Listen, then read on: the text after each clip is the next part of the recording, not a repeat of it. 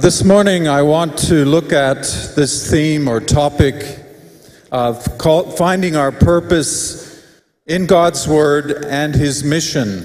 Esta mañana quiero hablar sobre el tema de encontrar nuestro propósito dentro de la voluntad y la misión de Dios. On Friday and Saturday we had a seminar where we were looking at God's mission. El viernes y el sábado tuvimos un seminario aquí acerca de encontrar y entender la misión de Dios. You see, God has a mission to redeem the world to Himself. Porque Dios tiene la misión de redimir a la tierra para sí mismo. He is a missionary God. Él es un Dios misionero. But He has a primary instrument for His mission. Pero Él tiene un instrumento primario para poder realizar su misión. And His instrument is us, His church. Y su instrumento somos nosotros, su iglesia. He invites us to participate with Him Nos invita a participar junto con Él in His mission. en su misión. And it's a privilege to participate. Y para nosotros es un privilegio poder participar con Él. It's an invitation to Es una participate. invitación que nos hace de participar. His mission is about Him, not us. Su misión tiene que ver con Él y no es acerca de nosotros. And we're to find our purpose in His mission. Dentro de esta misión debemos encontrar nuestro propósito. But the way we find our purpose Pero la manera en que la encontramos is in His Word, es en su palabra, as illuminated to us by His Spirit. alumbrado o revelado a nosotros por medio de su espíritu. Now, when I was a little boy, Cuando era un niño, I grew up in a country called Papua New Guinea. me crié en una nación que se llama Papúa Nueva Guinea.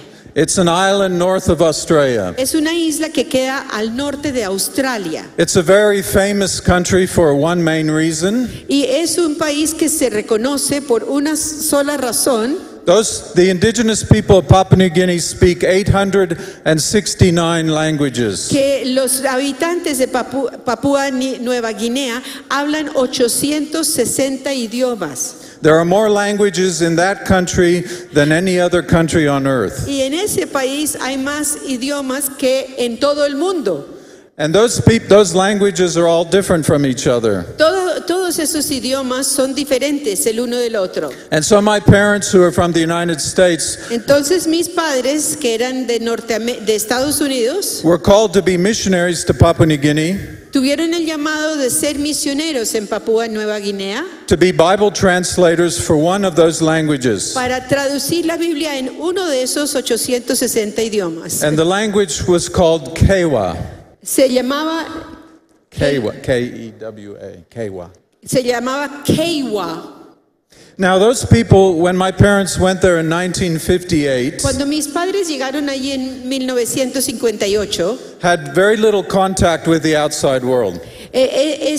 Estos habitantes no tenían mucho contacto con el mundo fuera de ellos. The village where my parents went to live in Y el lugar donde fueron a vivir mis padres had a church. tenía una iglesia, It had been planted by a church denomination una denominación la había plantado, from another part of the country. que era de otra parte de esa misma nación. But the language that was used in the church Pero el idioma que usaban en esta iglesia was from the other part of the country where the evangelists had come. era de la otra parte de este país de donde procedía el evangelista. But the people did not understand that language. Pero los que estaban allí no entendían ese otro idioma. But every Sunday they came to church. Sin embargo, todos los domingos venían a la iglesia. And the way it worked is that the men sat on one side and the women sat on another La side. costumbre era que los hombres se sentaban a un lado de la iglesia y las mujeres de otro lado. It was a dirt floor because the people were very poor. El piso era de tierra porque eran muy pobres. And there was one bench, only one bench on the front. Y ahí al frente solo había una banca. And every Sunday, 6 old men sat on that bench. Todos los domingos, 6 ancianos se sentaban en esa banca. They were the elders that the evangelists had appointed. Eran los ancianos que este evangelista había asignado. And every Sunday, Cada domingo the people listened to sermons and readings from Scripture in a language from another part of the country. las personas de allí oían las escrituras, recibían el evangelio en un idioma que no entendía porque era del otro lado de la nación. So one time when I was a little boy, Y cuando yo era niño, we went off to church like we did every Sunday. fuimos a la iglesia como lo hacíamos todos los domingos, But this time my father decided to do something different. pero esta vez mi padre decidió hacer algo diferente. We got there early, Llegamos temprano and my father sat down on the bench. y mi padre se sentó en esa banca. Well, later on, as the people came in, Al rato, cuando fue entrando la gente, an old man came up to my father and he was very angry. un hombre ya de edad se le acercó a mi padre muy enfadado And he said to him, "You are sitting in my seat." y le dijo, tú estás sentado en mi puesto. And my father said, "Yes, I know, but what's wrong with that?" Y mi padre le contestó, sí, yo sé, pero ¿qué problema hay con eso? And then this man said with all sincerity, Este hombre completamente sincero le contestó, "If I don't sit in that seat, si yo no me puedo sentar en ese puesto, how will the Holy Spirit find me?" ¿cómo me va a encontrar el Espíritu Santo? You see, we find that funny, don't we? Nos parece un poco jocoso, ¿cierto? But it's also sad Pero también es triste, because it meant that man really did not understand the gospel at all. porque lo que eso significaba era que ese hombre de verdad no entendía el Evangelio. And to make a long story short, Para cortar el cuento, la historia, that's actually why my parents went there, precisamente por eso fue que mis padres fueron a ese lugar, to translate the scriptures into Kewa para poder traducir la escritura al idioma de ellos, Kewa, and to teach the people to read and understand that y their own language, enseñarles a las personas a leer y comprender ese idioma, so they could discover for themselves para poder descubrir por sí mismos how the Holy Spirit really works. cómo de verdad obraba el Espíritu Santo. The Holy Spirit has no problem at all finding us when He wants to find us. Y les quiero afirmar que el Espíritu no tiene ningún problema en encontrarnos cuando Él nos quiere encontrar. I would like us to think about translation, but not translation of the Bible, Me gustaría que pensáramos en el tema de traducir, pero no de traducir la Biblia, but the divine act of translation. sino el acto divino de traslación. We call that the incarnation. Eso lo llamamos la encarnación. When Christ, the Son of God, became man in flesh. Cuando Cristo, el Hijo de Dios, se convirtió en hombre en la carne. And the Bible tells us in John chapter 1, verse 14, La Biblia nos dice en capítulo 1:14 that the Word became flesh, que la palabra se volvió carne and this Word dwelt amongst us. y que esta palabra habitó entre nosotros. This divine Word, because that's what the Gospel of John calls Jesus, Esta palabra divina, que es como Juan se refiere a Jesús, He became flesh and blood. He became human. se convirtió en sangre, en carne, And se he convirtió en un humano. And He came and lived amongst the people of Judea. Vino a Judea y vivió en medio del pueblo de Judea. He became flesh and blood like us. Se volvió carne y sangre tal como nosotros. He took this divine glory that was part of Him, Él tomó esta gloria que era parte de su ser, this Shekinah glory of the Old Testament that would come and go, esta gloria chequiná del Antiguo Testamento que venía y se iba, but it accompanied Him. This glory came with Him, and He became human. pero esta gloria lo acompañó y Él se volvió humano. And Christ, the living Word, Y Cristo, la palabra viviente, left His words or His teachings for His disciples. le dejó a sus discípulos sus enseñanzas, sus palabras. These teachings have been passed on to us Esas son las enseñanzas que nos han llegado a nosotros in the form of the Scriptures or the Bible. por medio de las Escrituras, o sea, la Biblia. And in the Gospel of Luke, En el Evangelio de Lucas, we read in chapter 1 leemos en el capítulo 1, where the author, Dr. Luke, is saying to us, cuando el autor, este médico Lucas, nos dice, he says, "Now many have undertaken," y dice, Luke, what? Luke, Lucas 1 del 1 al 4, puesto que ya muchos han tratado de poner en orden la historia de las cosas que entre nosotros han sido ciertísimas, tal como nos lo enseñaron los que desde el principio lo vieron con sus ojos y fueron ministros de la palabra. Me ha parecido también a mí, después de haber investigado con diligencia todas las cosas desde su origen, escribírtelas por orden, oh excelentísimo Teófilo, para que conozcas bien la verdad de las cosas en las cuales has sido instruido. So why is this passage important for us? ¿Por qué tiene importancia este pasaje para nosotros? First of all, who is Dr. Luke? Primeramente, ¿quién es este médico Lucas? As far as we understand, he was a medical doctor. Hasta donde entendemos, él era un doctor médico, un médico. But he was not one of the eyewitnesses of Jesus. Pero él no fue uno de los testigos oculares de Jesús. He became a Christ follower after Jesus had already been resurrected. Él se volvió en un seguidor de Cristo ya después de la resurrección de Cristo. So he's not questioning what he's hearing. Entonces, él no está cuestionando lo que oye. He believes the gospel, Él cree el evangelio, but he does his own investigation. sino que él hace su propia investigación. He goes back and looks at all the sources. Va a todas las fuentes de información. He talks to all the eyewitnesses that are around him. Habla con todos los que sí presenciaron y conocieron a Cristo. What did you hear Jesus say? ¿Qué oíste que dijo Jesús? What did he do? ¿Qué hizo Jesús? Where did he go? ¿Dónde estuvo? And then he wrote to his friend Theophilus, Después de haber recopilado esta información, le escribió a Teófilo, su amigo. Dr. Luke put his whole reputation on the line. Y me imagino que este médico puso toda su reputación en riesgo. And he said to his friend, you can believe this account, it's true. Porque le dijo a Teófilo, tú puedes creer en estas historias porque son verdad. You see, we live in a world today that questions truth. Nosotros vivimos en un tiempo en el mundo que siempre está cuestionando la verdad. Can you really believe a Bible that was written 2,000 years ago? ¿De verdad te puedes poner a creer una Biblia que la escribieron hace 2000 años? I mean, 2,000 years ago, there was no Facebook. Es que hace 2000 años no existía el Facebook, There's no internet. no había internet, There's no globalization. no hubo globalización, There's no mass movement of people. ni había un movimiento masivo de pueblos. How could the Bible be relevant today? ¿Cómo puede ser relevante este libro, la Biblia, hoy en día? And these questions keep rising and rising.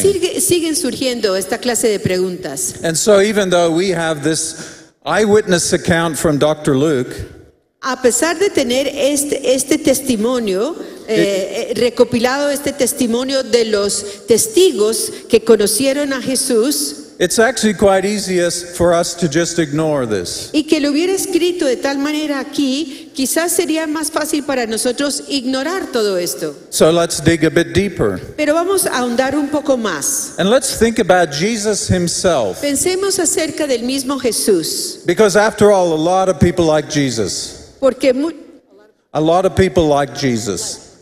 porque muchas personas querían a Jesús. They think he's cool. Creen que es súper.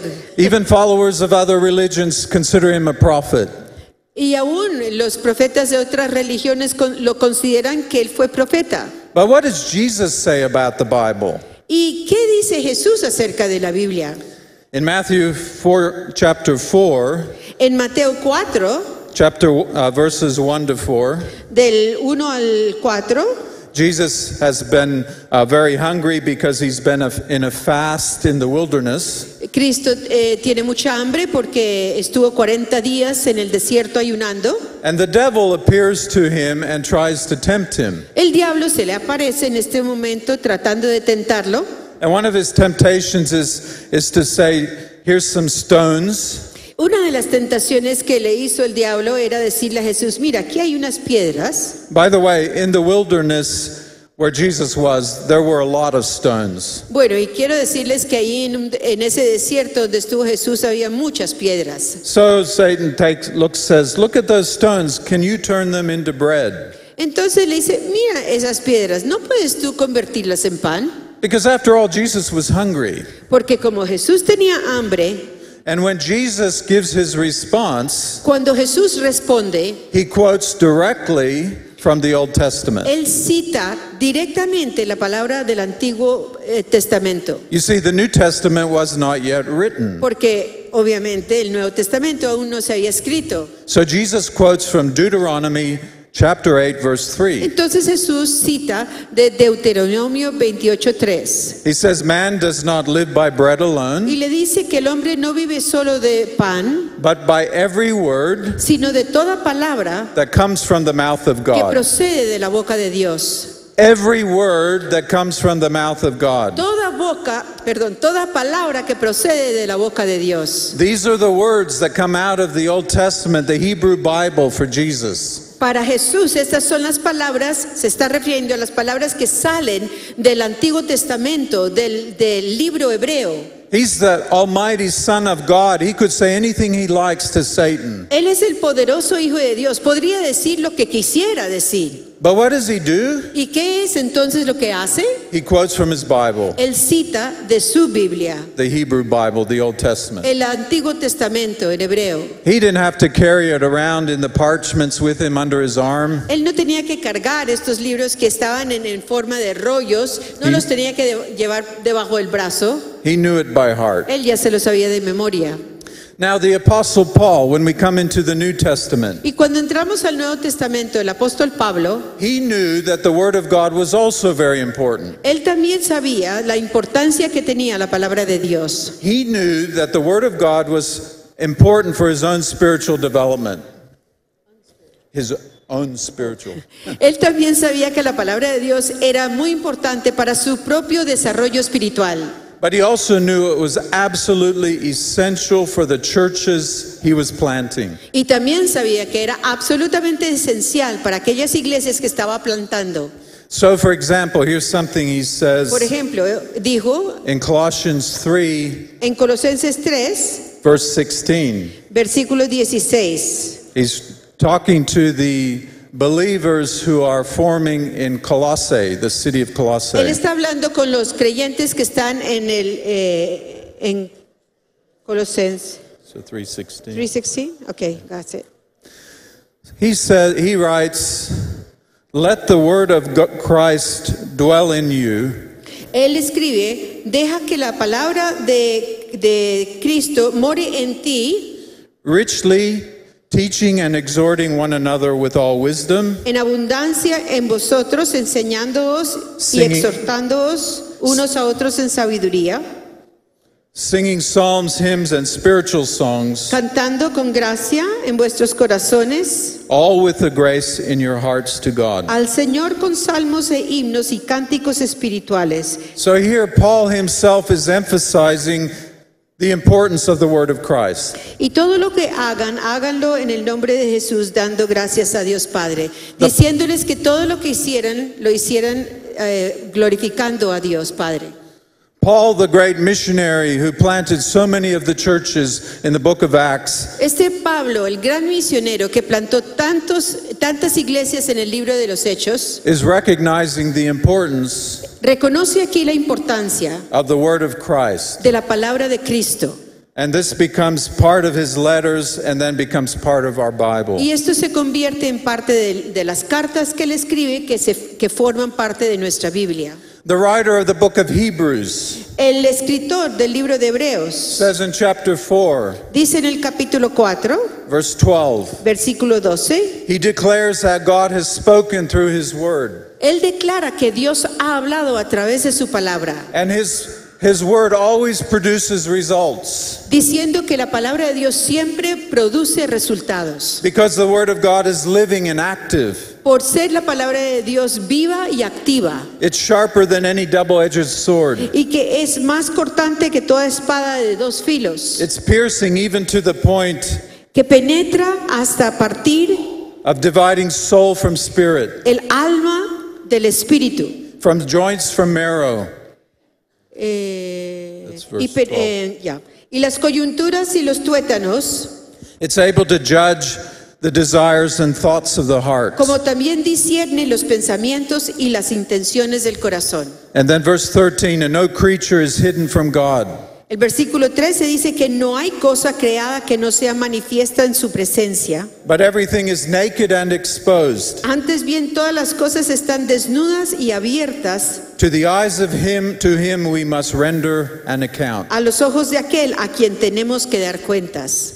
The word of God is so powerful, La palabra de Dios tiene tanto poder. it's like the sharpest instrument you can imagine. Es como el instrumento más afilado que podamos imaginarnos. Think of the razor blade. Piensen en una cuchilla. It can cut anything so finely. Puede cortar cualquier cosa, hasta lo más fino. And that's the way the word of God is in our lives. Así es la palabra de Dios en nuestras vidas. It cuts us open and exposes us to God. Nos corta y nos abre exponiendo todo nuestro ser ante la palabra de Dios, Nothing is hidden from God. porque nada puede estar escondido de Dios. He knows our every thought. Él conoce todos nuestros pensamientos, He knows what motivates us. sabe qué nos motiva, He knows what we're thinking about. sabe qué estamos pensando, And he reminds us that one day y nos recuerda que un día we're going to have a little talk with him, vamos a tener esta conversación con Él, and he's going to replay for us all that was going on in our que nos lives. va a recordar todo esto que pasaba en nuestra vida, The bad, the good, and the not so good. lo malo, lo bueno y lo que quizás no tan bueno. So the word of God is absolutely essential for our lives. Lo que quiero decir es que la palabra de Dios es absolutamente esencial para nuestra vida. It points us to the real source of truth, God himself. Nos apunta hacia la fuente verdadera, la única fuente de la verdad, que es Dios. And then another passage Otro pasaje, is actually a whole chapter. en realidad es todo el capítulo. We won't read the whole No chapter, lo vamos a leer todo, but if you have a printed Bible, pero si tienes una Biblia impresa contigo, it's very easy to find es muy fácil de encontrar, because it's right in the middle. porque está completamente en la mitad. Anyone know what it is? Psalms 119, Psalm 119. El Salmo 119 It's the longest psalm in the Bible, es el salmo más largo de la Biblia and it has one theme. y solo tiene un tema. Its theme is the importance and richness of God's words. Su tema es la importancia y la riqueza de la palabra de Dios. This psalm informs us that God has given us guidelines for our lives. Este Salmo 119 nos informa que Dios nos ha dado unas guías y unas normas para nuestra vida. So let's just read verse 9 to 12. Vamos a leer el Salmo 119 de los versículos 9 al 12. ¿Con qué limpiará el joven su camino? Con guardar tu palabra. Con todo mi corazón te he buscado. No me dejes desviarme de tus mandamientos. En mi corazón he guardado tus dichos para no pecar contra ti. Bendito tú, oh Jehová, enséñame tus estatutos. Now, the first part of the verse talks to young people. La primera parte de esto que leímos se dirige a los jóvenes. And it's been such a blessing to be with you this weekend. Y quiero decirles que ha sido para mí una gran bendición estar con ustedes este fin de semana And to see so many younger people. y de ver tantos jóvenes involucrados. The church always has a future Porque la iglesia, se sabe que la iglesia siempre tendrá futuro when it is full of younger people. cuando esté llena de jóvenes. And those of you who are older, Y aquellos que son ya mayores, make sure you encourage the younger. cerciórense de abrazar siempre al joven. Walk the journey of life with them. Caminen junto a ellos el caminar de la vida que tiene cada uno. We live in a complicated world, Porque vivimos en un mundo complicado, and there are many distractions. con muchas distracciones. And this psalm speaks about this. Este salmo se refiere a eso, It says to the younger person, how do you maintain a pure life? porque le está haciendo la pregunta al joven: ¿y cómo se mantiene una vida pura? The solution is actually quite simple. La solución en realidad es sencilla. Guard your life with God's instructions, with His Word. Cuida tu vida siguiendo las instrucciones de Dios en su palabra.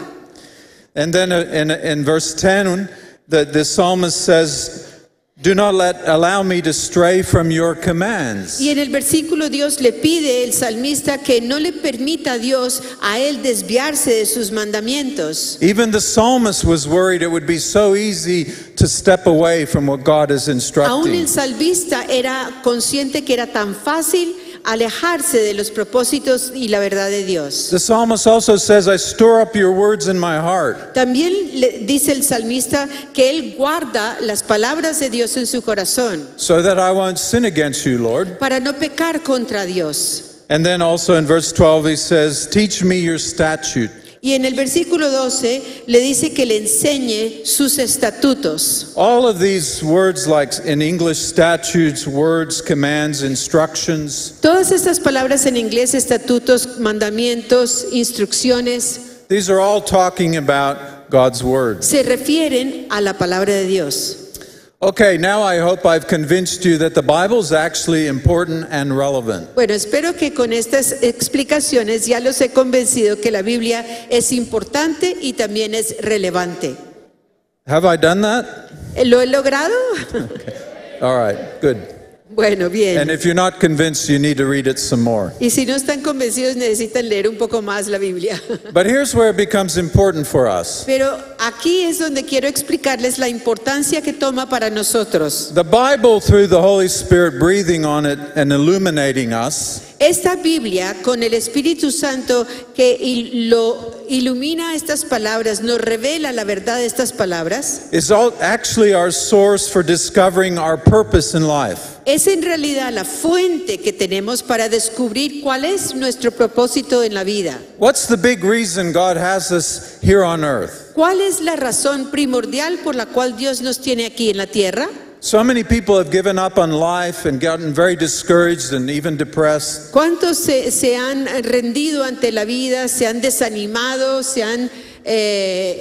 están deprimidos? And we need to reach out to these people Y a estas personas tenemos que alcanzarlos, And ayudarles, and encourage each other to find our purpose. para animarnos mutuamente de encontrar nuestro propósito. You see, often it's much easier to be busy figuring out how we're going to do something, Porque a veces es hasta más fácil estar tan ocupados buscando cómo hacer algo or even maybe what we should be doing right now. o encontrar o descubrir qué debemos estar haciendo, But often we don't actually know the big picture, the big reason, the sin why. saber en realidad el cuadro más grande del por qué Dios nos tiene aquí. And we can find this very quickly in Scripture. En las Escrituras se encuentra la respuesta a esto muy rápidamente. We have three important purposes in life.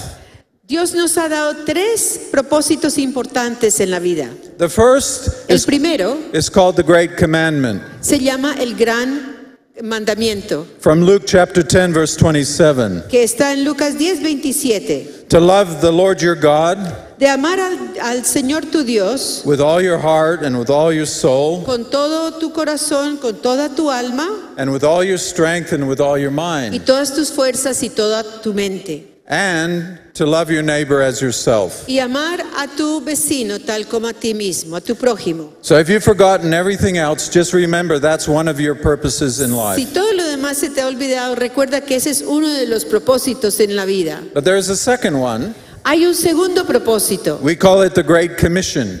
y nos referimos a ello como la gran comisión. Matthew 28:19. Mateo 28:19, To be going and making disciples. de ir y hacer discípulos. It's not something that just a few of us do. Y no es algo que es solo para algunos hacer, All of us should be doing it. es un propósito de todos hacer, Wherever we are. donde estemos, And then a number of us, God will move somewhere else. allí donde estemos, y algunos Dios los podrá llevar de allí a otro lugar. You see, Cali, the city of Cali has been on the receiving end of great blessing. La ciudad de Cali ha recibido grandes bendiciones, But the day is already coming Y viene, se aproxima el día, when that blessing will keep leaving from Kali and going to the nations. seguirá saliendo de Cali hacia las naciones. Do you have that vision? ¿Tienen esa visión? You cannot, some do. Algunos la tienen. You cannot keep receiving the good things from God Porque no es el plan de Dios seguir recibiendo lo bueno de parte de Él, and hold them to yourself. aferrándolo para sí mismos. And even right now, God is calling some of you to eventually leave Kali and go somewhere else and serve Him. Inclusive habrá algunos de ustedes que Dios los está llamando a salir de Cali para ir a otros lugares. And be obedient. Con ese llamado, sea obediente. And those of you who don't go, make sure that those who do go get the support they need.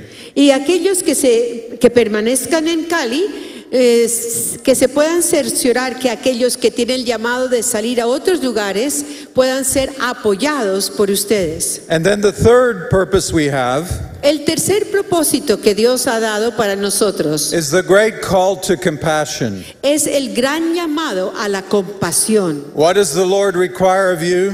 ¿Qué exige el Señor de ti? To act justly, Que tú te comportes con justicia, to love mercy, que ames la misericordia and to walk humbly with our God. y que camines en humildad con Dios. Micah 6:8. Miqueas 6:8. The great call to compassion, El gran llamado a compasión, the great commission, la gran comisión the great commandment. y el gran mandamiento. There's your purpose. Ese es tu propósito en la vida. Find your purpose in those three. Encuentra tu propósito específico dentro de estos tres grandes propósitos, And let God lead you and guide you. permitiéndole a Dios que te guíe.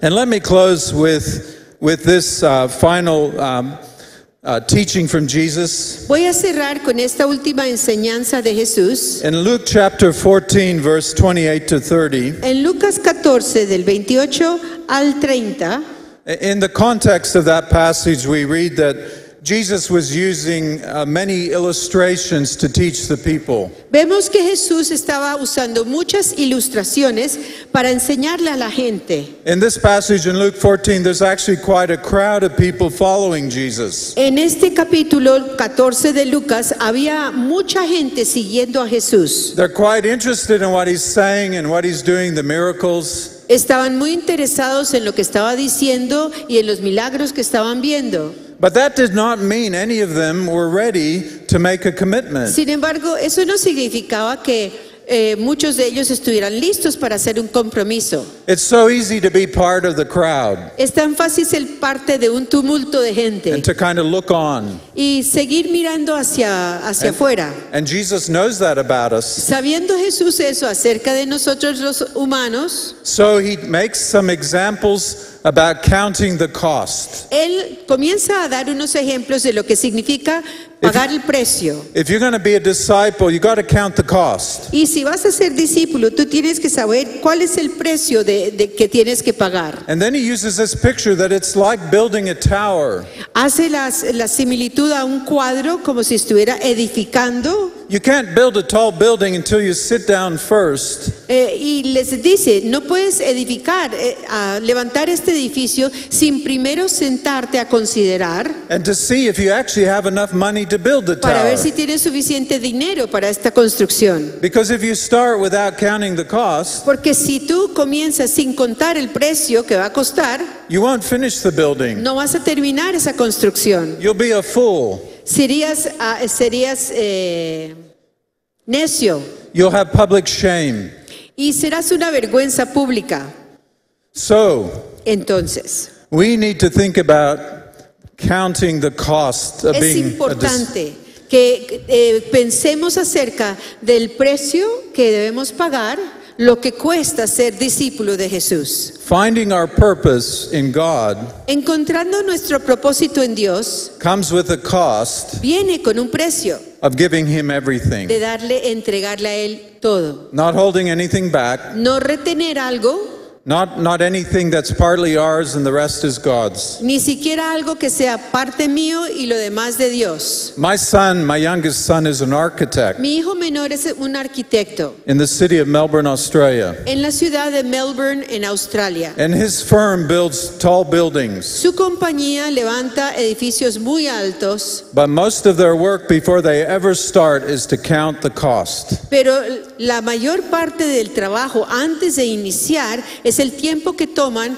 evaluando el costo. How much will the materials cost? ¿Cuánto costarán los materiales? Is the foundation going to be strong enough, built with strong ¿Será materials? suficientemente fuerte el fundamento? ¿Qué materiales para hacerlo fuerte necesitamos? And you do all this many years sometimes of work to count the cost to make sure you can go ahead. Y a veces toma mucho tiempo, algunos años, para contar el costo que va a tomar de poder levantar este edificio. So often when we hear the call of God, Y con tanta frecuencia, al oír el llamado de Dios, we want to run out and serve Him, queremos salir corriendo para servirle a Él, but we haven't counted the cost. sin haber contado el precio, lo que cuesta. And we need to do that. Es necesario hacerlo. So my prayer for you Entonces mi oración para ti is that you will find your place in es que God's tú mission encuentres tu lugar en esa misión de Dios as a church, como iglesia, as individuals, como individuos, as a city, como ciudad, as a nation. como nación. And I pray one day soon, Y yo oro que un día, ya muy pronto, those missionaries that went out a long time ago and now are very old and retiring, que esos misioneros que salieron hace muchos años, ya son de edad, ya se están jubilando, will be replaced by your younger sean generation. reemplazados por la generación joven de ustedes And the younger generation of Latin Americans across this whole continent. y la juventud de Latinoamérica a través de todo este continente. It's your turn. Ya es el turno, te toca a ti. We're not giving up on God's mission. Porque nosotros no nos vamos a rendir en Those- llevar a cabo la misión de Dios. Those of us from the West have tried to be faithful, Nosotros el occidente, el mundo occidental, hemos tratado de ser fieles but from the deepest parts of our heart, we want to encourage you. y de lo más profundo de nuestro corazón queremos animarles a ustedes. Let God continue to use you to be a blessing to the nations. Permitan que Dios los continúe usando para bendecir a las naciones. As you find your purpose in Him, A medida que sigan encontrando su propósito en Él and anchor it on the Word of God. y puedan basarse y aferrarse a la palabra de Dios. And now you know why Bible translation is so important. Ya pueden entender un poco más por qué es tan importante la traducción de la Biblia. There's still 1,700 languages that have no scripture translated into them. Aún quedan 1700 lenguas que no tienen la Biblia traducida a su lengua, a su idioma. Who will go and help and do that? ¿Quién irá a ayudar a hacer esto? Let's pray. Vamos a orar. Heavenly Father, we thank you that you are with us. Padre Celestial, te damos gracias por estar con nosotros We thank you for your purpose on our lives y and te this church. agradecemos tu propósito sobre nuestra vida y esta iglesia. Help us to be grounded in your word, Ayúdanos a ser fundamentados en tu palabra, to be faithful disciples de ser discípulos fieles, who've counted the cost, quienes han contado el costo, and we're prepared to move with you preparados para movernos contigo, wherever you lead us. donde sea que nos lleves. Give us the courage to do so. Danos el coraje de poderlo hacer. I pray this in Jesus' name. Oro esto en el nombre de Jesús. Amen. Amén. God bless you. Dios los guarde.